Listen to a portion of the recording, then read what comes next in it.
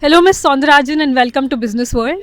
Thank you for taking the time out to join us as a speaker today. My first question for you is: India is at an inflection point. Industry is evolving, and so are the policies. According to you, what policy change or new policy can accelerate the growth of MSMEs in India? Thank you and pleasure to be here. I think one of the new areas that are emerging that requires a lot of policy attention is your ESG and MSMEs, which is your environment, social, and governance principles for MSMEs.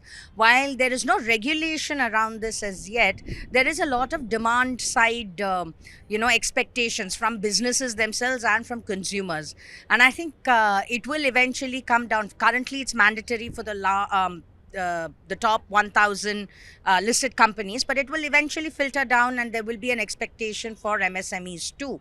And I think this requires policy attention because this will be completely new for MSMEs, and it's something that they will need a lot of hand holding for.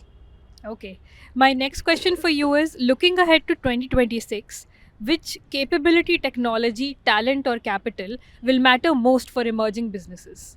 Look, it's very difficult to pick one because all three are important. But I would always say capital remains an important aspect because without the capital and without funding, neither technology nor skilling will be possible. So capital remains always at top of the head, and a constant requirement as far as businesses are concerned, and a constant struggle as well in certain cases with funding gaps and working capital requirements. So that will constantly require policy push, that will require attention, but not to say that it's any more important than technology or skills, because going forward it's the three factors of production in a certain way, which is your people, your cost, and your skilling. So there you go.